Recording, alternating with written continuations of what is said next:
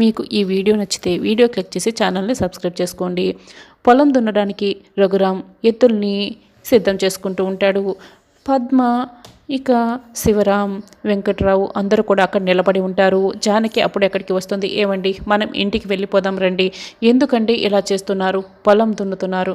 వద్దండి, మిమ్మల్ని క్షమించమని నేను వేడుకుంటున్నాను కదా, మన ఇంటికి వెళ్దాం రండి అని చేతులు పట్టుకొని అడుగుతూ ఉంటుంది. వెంటనే రఘురామ్ జానకి చేతుల్ని విదిలించేసుకుంటాడు. మన ఇల్లు కాదు, నీ ఇల్లు. నేను ఎక్కడికి రాను.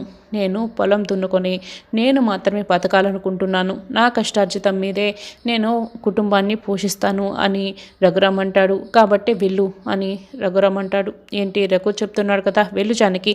ఎందుకు అని బామ్మ కూడా కోప్పడుతుంది. అప్పుడే ప్రవళిక అక్కడికి వస్తుంది.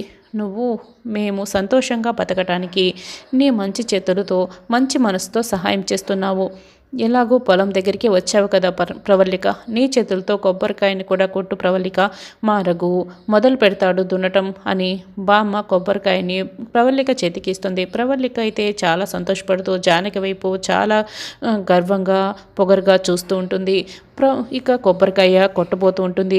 వెంటనే జానకి ప్రవళిక చేతిలో ఉన్న కొబ్బరికాయని లాక్కుంటుంది. జానకి కొట్టేస్తుంది. అయితే రఘురామ్ అయితే బామ్మ వాళ్ళందరూ కూడా షాక్ అయి చూస్తూ ఉంటారు. రామలక్ష్మి రఘురామ్తో మాట్లాడదామని ల్యాండ్లైన్కి ఫోన్ చేస్తుంది. హలో అని ఆద్య ఫోన్ లిఫ్ట్ చేస్తుంది.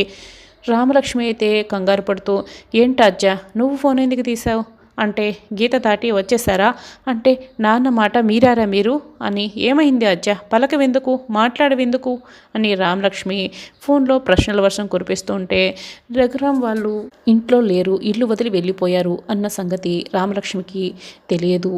ఇక ఆద్య అయితే ఈ విషయం చెప్తుందా అన్నది రానున్న ఎపిసోడ్లో తెలుసుకుందాం.